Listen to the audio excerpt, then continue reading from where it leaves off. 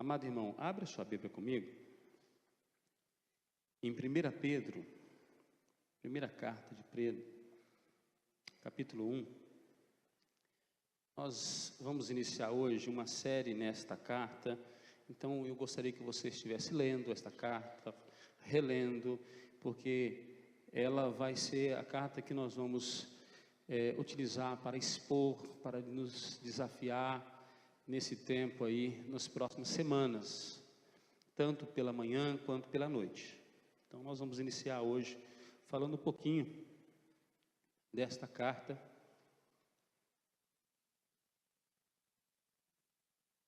Capítulo 1, verso 1 e verso 2, é uma saudação, é uma iniciação de uma carta, mas com algo precioso.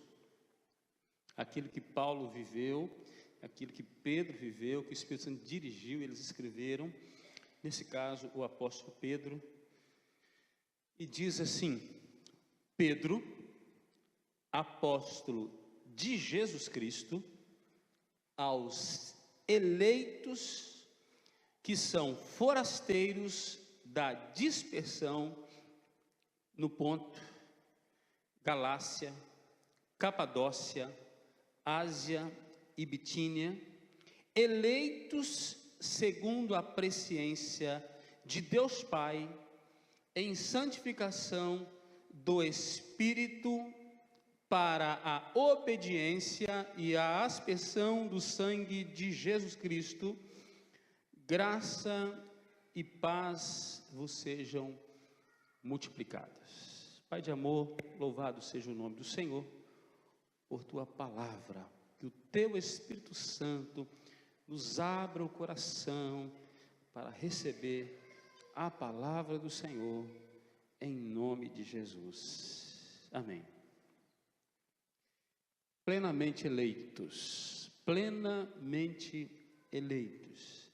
Amados, esta é a primeira carta escrita pelo apóstolo Pedro, também chamado de apóstolo dos judeus, mas que dirige esta carta aos crentes, aos cristãos que estão espalhados por causa do Evangelho, estão vivendo a diáspora, a dispersão, a perseguição, e provavelmente não somente entre judeus, mas também entre cristãos gentílicos, viviam na mesma situação. Esses crentes estavam localizados em lugares muito específicos aqui, e Pedro está escrevendo, e ele sabe o que está acontecendo na vida da igreja. Ele é o grande líder da igreja naquele tempo. Ele sabe o que está acontecendo na vida da igreja. E diz que esses crentes estavam localizados no Ponto, na Galácia, na Capadócia, na Ásia, na Bitínia, que eram províncias dentro da Ásia Menor. Hoje, boa parte dessa região resume-se na Turquia, aquela região ali, onde está a Turquia. Então essas igrejas estavam ali, e era um tempo de forte perseguição. Então esses crentes que estavam nessa localização estavam sofrendo muito, uma forte perseguição por causa da fé, principalmente depois do ano 62, quando Tiago é martirizado. Com a morte de Tiago, agora abriu-se as portas e querem liquidar com a liderança e com os cristãos. Então a perseguição ela vai crescendo por todo o império, e para assegurar suas vidas, os cristãos se espalham. Filipe sai pregando por algumas regiões, outros por outras, e a igreja vai nascendo em diversos lugares, por obra do Espírito Santo. Quando a igreja ela fica acanhada, ela diminui a visão do reino, ela se limita às quatro paredes, ela se limita a culto, e é muito cômodo para a gente, é muito confortável para a gente ficar nas quatro paredes, construir um belo prédio com uma boa estrutura, confortável, e falar assim: aqui é o lugar dos eleitos, lá fora são os perdidos. E a gente não sair para anunciar. perdemos, muitas vezes Satanás faz isso, ele tranca a igreja no conforto, ele cala a igreja na situação razoável, boa. Você está indo bem, você está prosperando, sua família está na igreja, está tudo bem, mas lá fora estão os perdidos. E aí, aquele chamado de Jesus que é para olhar para os campos, a igreja perde. De olhar para os campos que estão brancos para a colheita, para obedecer o que está em Atos 1:8, eu creio que eu já recebi poder para ser testemunho de Jesus em São Vicente, na Praia Grande, no Vale do Ribeira e por toda São Paulo. Eu creio que eu já recebi. Eu creio que você também, em Jerusalém, Judéia, Samaria e confins da terra.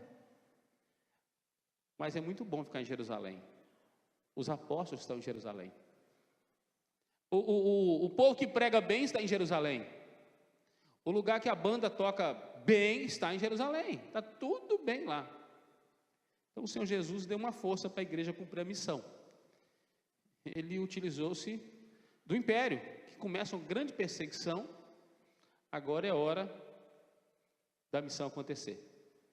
E os crentes dispersos por todos os lugares, por causa da forte perseguição, saem então pregando o evangelho. Então o apóstolo está escrevendo agora para encorajar esses irmãos, para fortalecê-los em sua fé no Senhor Jesus, para aconselhá-los também a viver de maneira piedosa, para que o testemunho deles, onde eles estão, possam produzir frutos, possam mudar vidas. Então ele passa a exortá-los a perseverar, a confortá-los no meio das provas, das lutas, para não desanimar como igreja do Senhor Jesus. Então Pedro tem essa noção. Apesar da perseguição, ele está no olho do furacão onde ele estava, e dali ele escreve dizendo: olha, fica firme aí. O grande tema da carta de Pedro é santidade. Santidade. É olhar para Jesus, ser santo porque eu sou santo. Só pode influenciar quem é santo, quem é separado. Provavelmente esta carta foi escrita também um pouco antes da perseguição maior ainda que iria acontecer através de Nero, quando no ano 64 ele ateia fogo em Roma e coloca a culpa nos cristãos. Diz que nessa época faltou madeira para crucificar cristãos, faltou betume e faltou madeira, de tantos crentes que mataram naquela época. Então foi um período difícil. Então, diante disso tudo, Pedro vai escrever uma carta falando de esperança. Esperança a despeito de todas essas coisas que estavam ali acontecendo. E esta carta é a carta da esperança viva, da esperança fundada na ressurreição de Jesus Cristo entre os mortos. Essa era a segurança dos crentes: se Jesus ressuscitou, eu também vou. Ainda que eu seja pendurado também por causa do Evangelho. Essa era então a certeza dos crentes. Esta certeza, essa esperança, gerava nesses crentes uma gloriosa herança, descrita como incorruptível, incontaminada, inacessível. Isso motivava a igreja. Então Pedro coloca esses pensamentos acerca dessa viva esperança, dessa herança gloriosa, no princípio desta carta, para exatamente gerar nesses crentes aqui encorajamentos, para que os seus companheiros de jornada, de fé, de peregrinação, pudessem permanecer firmados, ainda que passassem pelo dia da prova de fogo, estivessem firmes, suportando pacientemente os sofrimentos, triunfando nas perseguições, nas aflições, nas tribulações. Pedro escreve com esse pensamento. Ele passa a discorrer então nesta carta, em especial nesse prefácio, nessa saudação que nós lemos aqui, que tipo de povo, ou para que tipo de povo ele está escrevendo. Pedro não escreve para ímpio, essa carta não é para ímpio, ele está escrevendo para o povo eleito de Deus, o povo que tem o seu nome escrito no livro da vida, o povo que é separado pelo Senhor, o povo que o seu nome está escrito com letras garrafais de ouro. É esse povo, é o povo de Deus, o povo escolhido, antes da fundação do mundo, e ele descreve esse povo como o povo eleito. Assim, nessa pequena porção aqui, ele destaca pelo menos 3 elementos desta eleição. Parece ser pequena porção, mas tem uma riqueza imensa. Ele fala sobre 3 elementos da eleição. Em primeiro lugar, Pedro registra o fundamento ou a base da eleição.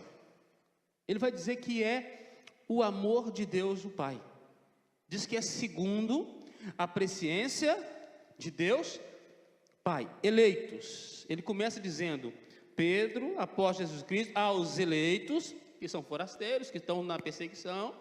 Ele diz assim, eleitos, versículo 2, e ele começa, segundo a presciência de Deus Pai. O pensamento aqui envolve a ideia de planejamento, de planos bem traçados, propósitos divinos.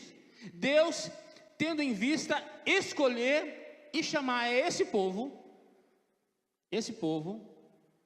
que é fundamentado no amor de Deus, que é escolhido por causa do amor de Deus. O fundamento e a base da eleição, da nossa eleição, se dá em que Deus Pai quis nos escolher.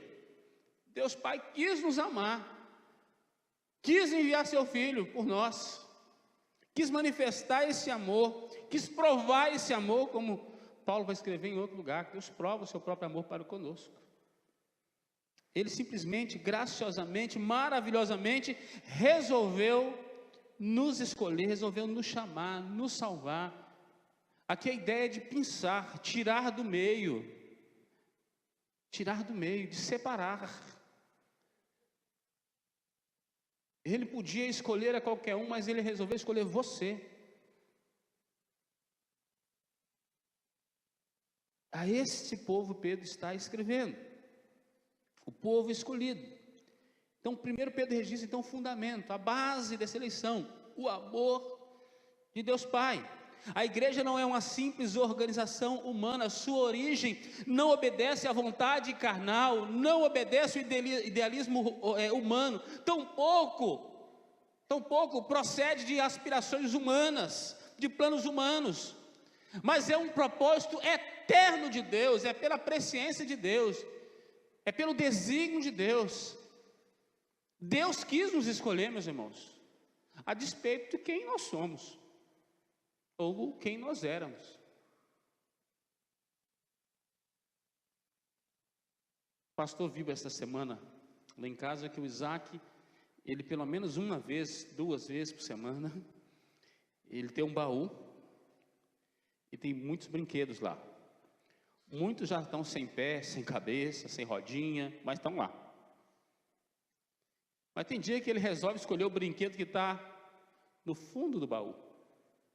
Aí você imagina que os pais passam dentro daquela casa para poder conseguir ir para o quarto e para o banheiro, né? É aquela montanha de brinquedo, ele quer o do fundo. E eu falei, filho, mas tem um boneco bonito aqui, mas tem um carrinho bonito aqui, mas tem uma bola, mas tem um pianinho. Ele quer aquele do fundo. Tem explicação? Não tem, entendi que ele quer o de cima, mas geralmente ele tira tudo e fica aquela coisa bonita. Olha, tinha muitos carrinhos bem, em boa condição, tinha bonecos bonitos, mas ele está querendo aquele que está com o braço quebrado. Ele está querendo aquele que está sem a cabeça. Ele está querendo aquele carrinho que está sem as rodinhas. Ele quer brincar com aquele. Olha, Deus não nos escolheu porque éramos bonitos, porque éramos inteligentes, porque queríamos crer nele, porque queríamos superar a expectativa do mercado. nos escolheu por causa do desígnio dele. Resolveu escolher e simplesmente é você.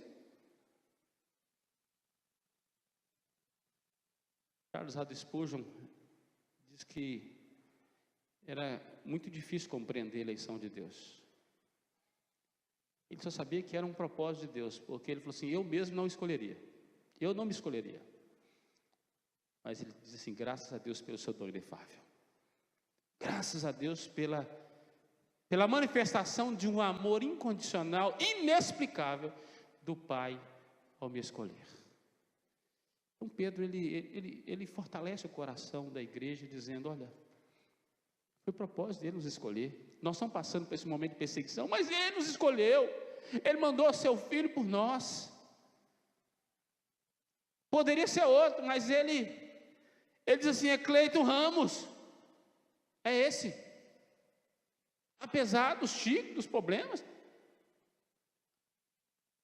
é Vumar, é Newton. Ele resolveu escolher. Diz que é segundo a presciência. Esses são os eleitos. Nós procuramos os melhores candidatos. Deus não procurou os melhores candidatos. A Bíblia diz que Ele até escolheu as coisas envergonhadas do mundo para envergonhar, né? Pegou as coisas fracas para envergonhar aquelas que parecem ser alguma coisa no mundo. É surpreendente o que Deus faz. É surpreendente. Enquanto nossos valores muitas vezes estão baseados em ter algo a oferecer, e a igreja muitas vezes gasta muito tempo preocupado com capacitação, com dom e talento, Jesus quer seu coração transformado, quebrantado. Ele não está preocupado com o que você vai fazer, ou o que você pode fazer por Ele. Na verdade, Ele quer mudar seu caráter, sua vida. Ele está dizendo: o que eu posso fazer por você? O que eu posso fazer na sua vida? A despeito de todas as circunstâncias, Ele nos escolheu por desígnio, por vontade dEle. Ninguém soprou no ouvido dEle quanto à decisão que Ele tinha que tomar. Escolhe o santo, porque o santo é gente boa. Não teve esse desígnio. Ele quis escolher. Louvado seja Deus por isso.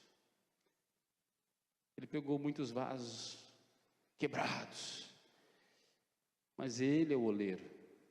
Ele quebra, Ele não faz remendo, Ele faz de novo. E esses vasos podem produzir louvor, honra e glória a Ele, porque Ele é o oleiro. Ele é o oleiro, Ele sabe dar o molde no tempo dEle. Em segundo lugar, Pedro registra também que além do fundamento, né, a base da eleição ser o amor de Deus o Pai, né, através do seu desígnio. Em segundo lugar, Pedro registra o desígnio e o agente dessa eleição agora. O desígnio e o agente dessa eleição. A ação é do Espírito Santo agora. É um processo que vai acontecer. Diz ele: em santificação do Espírito. Os eleitos, segundo a presciência de Deus Pai, em santificação do Espírito. Olha para você ver a obra, tem uma obra sendo construída aí. Há uma participação triunitária aqui acontecendo. Em santificação do Espírito. A eleição ocorre sempre por meio de um agente, o Espírito Santo, e tem um desígnio, tem um propósito. Para que nós somos escolhidos? Por que o Espírito Santo opera a obra em nós? Para a santificação. Pedro está começando a carta dizendo: olha, essa é a carta da santidade. Estou escrevendo para vocês o seguinte: olha, vocês são um povo que Deus escolheu, todo detonado, impuros, sujos, imundos, mas para ser santo. Ele escolheu. Ele quer tirar aquele objeto que estava com defeito, ele vai consertar. E esse objeto tem que produzir louvor, honra e glória para ele agora. Tem que ser diferente. Não pode ser aquele objeto como estava. Esse negócio de receber o Evangelho e continuar como estava é furada. Esse é o evangelho da marcha ré. A Bíblia diz que aquele que roubava não rouba mais, que mentia não mente mais. Tem uma mudança. Tem uma mudança. Todo encontro com o Senhor Jesus, o sujeito era curado, mas uma das coisas Jesus dizia: vai e não peques mais. Tem que mudar de vida. Pedro está dizendo: olha, você está aí correndo aí, e eles estão procurando você para jogar na forca, para te crucificar, para te matar por causa do evangelho. Seja diferente. Você foi separado por Deus. É para ser santo, é para ser limpo, para ser puro. O Espírito Santo está operando em você. Então nós temos aqui desígnio e temos o agente da eleição. O agente é o Espírito Santo, e o desígnio, o propósito é a santidade. É a santidade. A santificação aqui significa separar, pôr à parte para o uso comum, para o serviço de Deus. Isso é obra que só o Espírito de Deus pode fazer. Você é eleito, mas para um propósito nobre no reino de Deus. Não é sem propósito que Deus te chamou. Tem gente que pensa assim: uma vez que eu sou eleito, estou salvo para sempre, eu posso fazer o que eu quero da minha vida. Não pode, porque a vida não te pertence, foi comprada pelo sangue de Jesus. É para um propósito maravilhoso. Se você pensa assim, com certeza você não é eleito, você vai para o inferno.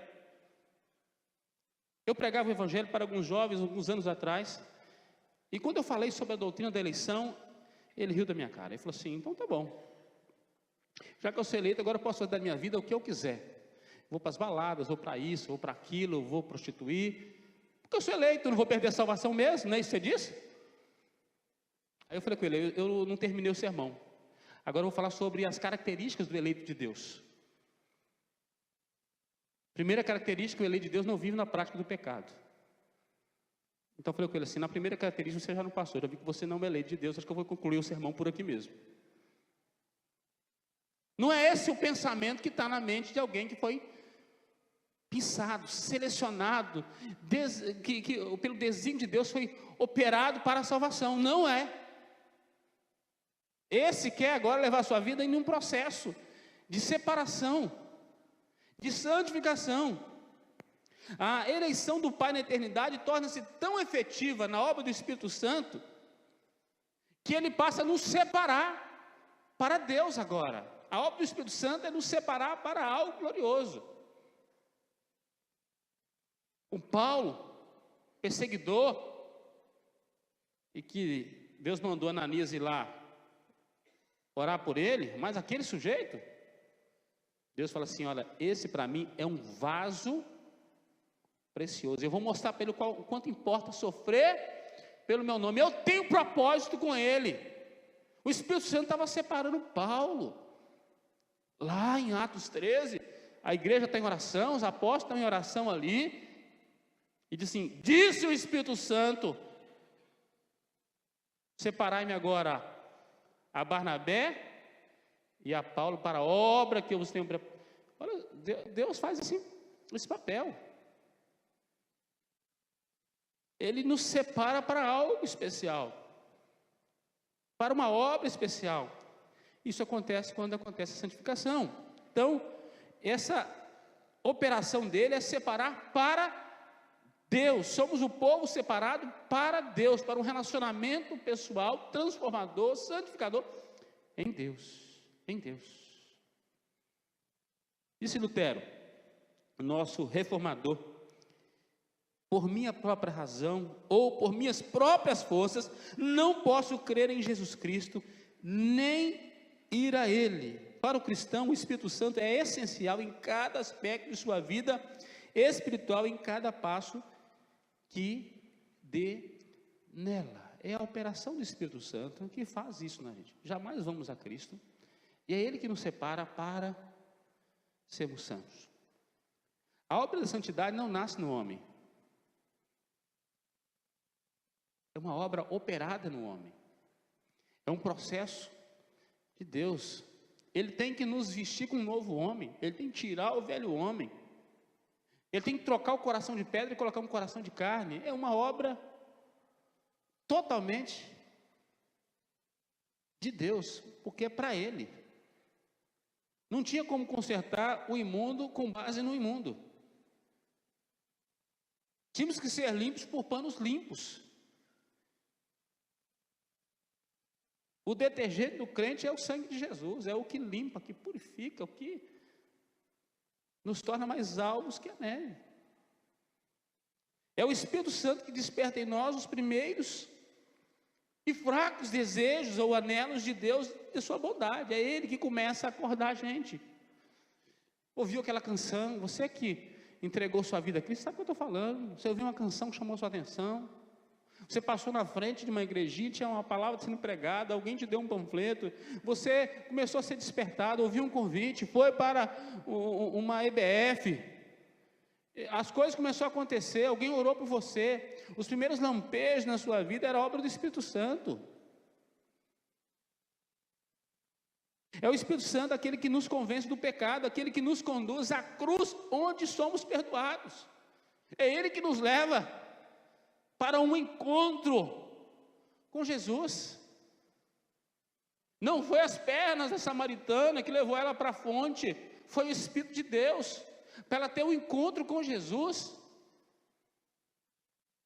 Se o Espírito Santo leva a pessoa a Cristo, a operação é da graça, a operação é de Deus, ali o fruto vai acontecer, a santificação vai acontecer naquela vida, porque é obra do Espírito de Deus, ninguém pode resistir à obra do Espírito de Deus, Ele sopra onde quer, o novo nascimento acontece, mas nós vamos falar disso à noite, tá bom? À noite, é o Espírito Santo aquele que nos capacita então agora a andar em santidade, a ficar livres dos pecados que nos tinham sujeitos, a alcançar as virtudes que são o fruto dele, do Espírito Santo. Tudo que o Espírito Santo quer produzir em nós é o fruto dele mesmo. Ele quer controlar sua mente, suas decisões, sua vontade, não por força, não por possessão, isso é coisa de Satanás. Ele te atrai com a corda de amor. Ele quer mudar a disposição do seu domínio. Você acha que você tem domínio sobre as coisas, mas na verdade você está dominado por elas. Ele quer te dar domínio próprio. Você luta pela paz, Ele quer te dar a paz verdadeira. A sua paciência se esgotou, Ele te deu uma borrachinha chamada longanimidade, assim, dá para ser um pouco mais paciente. Faltou atos de bondade, Ele quer derramar toda a bondade em você. Ele quer tirar a indiferença do seu coração para encher e nutrir você de amor, é fruto dele. Só Ele pode produzir isso. O testemunho desta igreja perseguida tinha que ser obra do Espírito Santo. E é essa obra que produz vida. As pessoas falam assim, olha, você é diferente. É mesmo. Porque se fosse andando no velho curso, dominado pela carnalidade, era igual aos demais. Deus não nos chamou à mediocridade, não nos chamou para sermos ordinários, andar como os demais, mas diferente dos demais. Separados, somos um povo separado. O populacho no nosso meio pode se acostumar com as coisas de Deus, mas nós jamais, sempre é mistério, sempre é coisa maravilhosa, sempre é algo sobrenatural, vivemos nesse mundo. Nós experimentamos, nós não somos homens naturais mais. Somos um povo separado de Deus para experimentar as coisas grandes de Deus na nossa vida. As coisas grandes que o Espírito Santo pode promover. É o Espírito Santo quem nos dá a segurança de que nossas faltas são perdoadas em Jesus Cristo.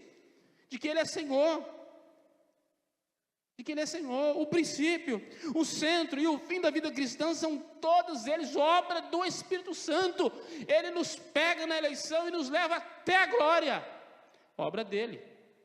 É por isso que Paulo vai dizer assim, olha, não se embriague com vinho, não embriague-se com vinho, se encha do Espírito, se encha do Espírito. É obra dele. Então nós temos aí esse processo de santificação do Espírito, sem o qual ninguém verá o Senhor. Mas Pedro conclui essa pequena porção da palavra, falando sobre agora o propósito dessa eleição. O propósito dessa eleição. Diz que é através do sangue do seu filho. Diz o texto que é para a obediência e a aspersão do sangue de Jesus Cristo. Para a obediência. O propósito da eleição, segundo declara o apóstolo Pedro, é para a obediência. Eleição envolve dever e obrigação, tanto no Éden como fora dele. O casal que Deus criou, que Deus formou lá no paraíso, formou para a obediência. E ele não mudou as regras. Continua sendo obediência, vivemos por ela. Adão, por obediência de si mesmo, nós pela obediência de Cristo, mas vivemos para a obediência. O segundo Adão cumpriu o que o primeiro não pôde fazer, mas hoje andamos nas mesmas pegadas. Aquilo que Jesus fez por nós, as pegadas já nos deu. Eu falei nas últimas semanas que o Senhor Jesus já fez as pegadas para nós. E quem está alfabetizando, para fazer o primeiro A professora tem que fazer os pontinhos, lembra disso? O B, lembra? Do retângulo, quadrado, não tinha que fazer? Para depois a criança fazer o contorno, né? Passar o lápis por cima para aprender a fazer. As pegadas Jesus já te deu. Agora é hora de andar nelas. A obediência é uma exigência divina, é uma consequência inevitável da eleição. O eleito obedece. O eleito ouve a voz do bom pastor e segue. Não é ouve a voz e se vira, se rebela. Ouve e segue. Quem não segue é rebelde. É rebelde. E rebelião e feitiçaria é a mesma coisa na Bíblia. Obediência. Somos chamados agora. Essa é a obra que Jesus operou por nós. Diz que ele foi obediente e obediente até a morte, e morte de cruz. Ele concluiu a obra da obediência e disse assim: agora é hora de andar por ela. Esse é o ABC do crente, é o obedecer. Diz ele que a aspersão do sangue de Jesus Cristo diz a respeito agora do estabelecimento do novo conceito, da nova aliança entre Deus e o seu povo pela morte de Cristo. É a ratificação dele pelo seu sangue. Pedro vai fazer aqui alusão a um sacrifício que acontece lá em Êxodo 24. E lá no Antigo Testamento, nesse texto, 3 ocasiões se menciona a respeito de aspergir sangue, de derramar sangue ali. Bem pudesse ser que essas 3 ocasiões tenham sido estados presentes, muito presentes, da lembrança do apóstolo Pedro, de que isso podia contribuir muito para o pensamento daqueles crentes. Primeiro, quando um leproso era curado, a primeira coisa que tinha que fazer nele, o que era? A aspersão do sangue. Levítico 14, de 1 a 7, você vai encontrar isso lá. Por quê? Porque era símbolo de limpeza. Símbolo de limpeza. De que ele foi lavado daquela impureza. Em Cristo Jesus, nós estamos limpos dos nossos pecados. É o alvejante do céu. É a limpeza total. É o sangue de Jesus que nos purifica de todo o pecado. Não há mancha. Não há sujeira. A segunda palavra está em Êxodo 29. O aspergimento com sangue formou parte do ritual para separar Arão dos demais sacerdotes, para dizer que alguém é separado para algo ainda mais especial. É a a vara de Levi que floresce. Deus está distinguindo entre os demais para um serviço. Então, a aspersão também era sinal de consagração para servir a Deus. A gente fala assim, isso aqui foi consagrado ao Senhor. Tinha os nazireus, eles eram consagrados para algo ainda mais especial. A turma não cortava nem o cabelo. Era um símbolo de separação. O cristão é separado para servir a Deus. Ele é colocado de lado, diz que ele é separado para Deus. Não só no templo, isso é pouco, isso é vida ordinária. É na vida extraordinária, no mundo. Somos separados para irmos ao mundo e fazermos a diferença. Nós somos o povo da diáspora, no Ponto, Galácia, Bitínia, em São Vicente. Somos o povo da dispersão, até Jesus voltar. Onde estivermos, somos o povo separado de Deus. E o terceiro termo utilizado para aspersão vem da aliança entre a relação Israel e Deus. Nesta aliança, Deus, por sua própria, por sua livre vontade, aproximou Israel dele, fez de Israel o seu povo, o povo dele. E ele, de maneira soberana, estabelece as condições dessa relação, obediência. Você vai ver nos termos, tanto em Número, Deuteronômio e também no Êxodo, quando ele fala sobre bênção e maldição. As bênçãos sempre são decorrentes de obediência. Obediência. Então, obediência era a condição sine qua non da aliança. Deixar de obedecer equivale ao fracasso da aliança na relação Deus-Israel, Deus-Igreja. Todas as vezes que nós andamos em desobediência, estamos exatamente promovendo isso. Separação entre nós e o nosso Deus. Então, o juramento lá em Êxodo 24, versículo 3, é que tudo que o Senhor falou, nós vamos fazer. Nós vamos obedecer. Nós vamos andar em obediência. A partir de agora, o que Deus falar, nós vamos obedecer. Essa é a condição? É assim que nós vamos viver.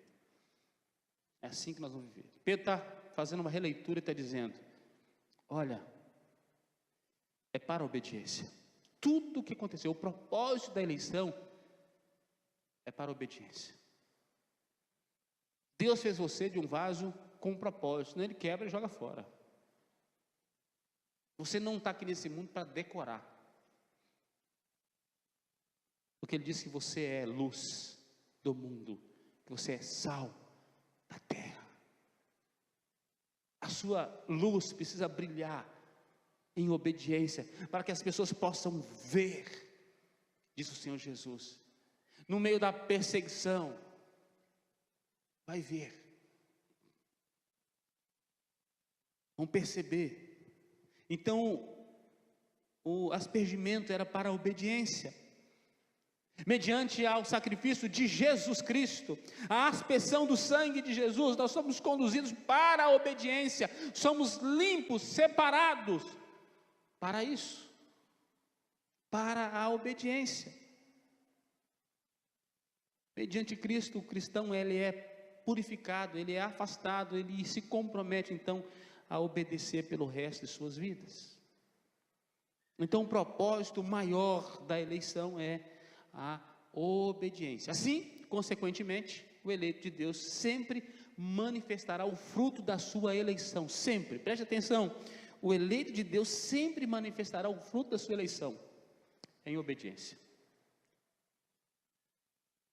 É fácil a gente perceber um eleito no nosso meio, é pelo tanto que ele obedece ao seu Senhor, é porque ele anda naquelas pegadinhas ali, né? Nas marcas. O eleito é conhecido pela obediência, é porque ele guarda a aliança, é porque ele ama o Senhor, é porque ele anda nas pegadas do Senhor. Então, o cristão é chamado segundo o propósito de Deus o Pai. Mediante a obra do Espírito Santo, sua vida é elevada rumo, então, ao Pai Celestial. É a obra do Espírito Santo que nos prepara para isso. E é o sangue de Jesus, nos purifica, e nos consagra, e nos separa para obedecer a Deus daí em diante. Então Pedro está fortalecendo agora os crentes, os eleitos que vivem na dispersão, como forasteiros, como peregrinos, a entenderem que a eleição é uma obra divina, fruto do amor, da graça do Pai, que é desenvolvida, tem um desígnio, e é aplicada pelo seu agente, o Espírito Santo, e é confirmada numa vida consagrada, obediente a Jesus Cristo, o Filho de Deus. Por fim, podemos pegar esta pequena porção da palavra de Deus e concluir que a obra da eleição é ratificada nos 3 poderes. E talvez você leu esse texto, você nunca percebeu isso. Nós vemos aí o Pai, o Filho e o Espírito Santo. E é assim que Pedro começa esta carta, fortalecendo a igreja, para que ela seja separada, para que ela seja santa, para que ela seja obediente, para que ela entenda que tudo é obra do Espírito Santo, e que o Espírito Santo está nos santificando para o encontro com Jesus. Se a obra da santificação não está acontecendo na sua vida, tem algo de errado na sua eleição. Tem algo de errado na sua eleição. Há de considerar sobre a sua salvação, sobre a certeza da sua salvação. Talvez você esteja amando mais este mundo do que a pátria por vir a ser revelada. Queria que você baixasse sua cabeça nesta manhã e você tivesse um papo honesto com Deus. Tivesse um papo honesto, sincero com o Senhor Jesus nesta manhã. Estou plenamente eleito?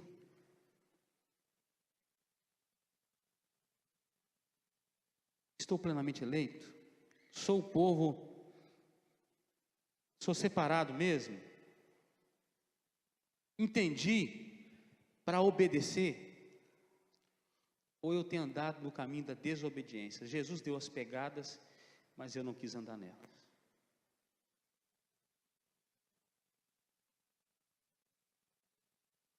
Conversa com Jesus agora, em nome de Jesus.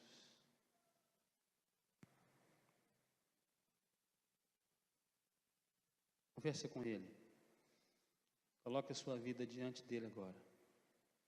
Pai, nós te louvamos, o Teu Espírito Santo, por sua obra como agente. Louvamos pelo amor de Deus, o nosso Pai, que nos escolheu, nos separou,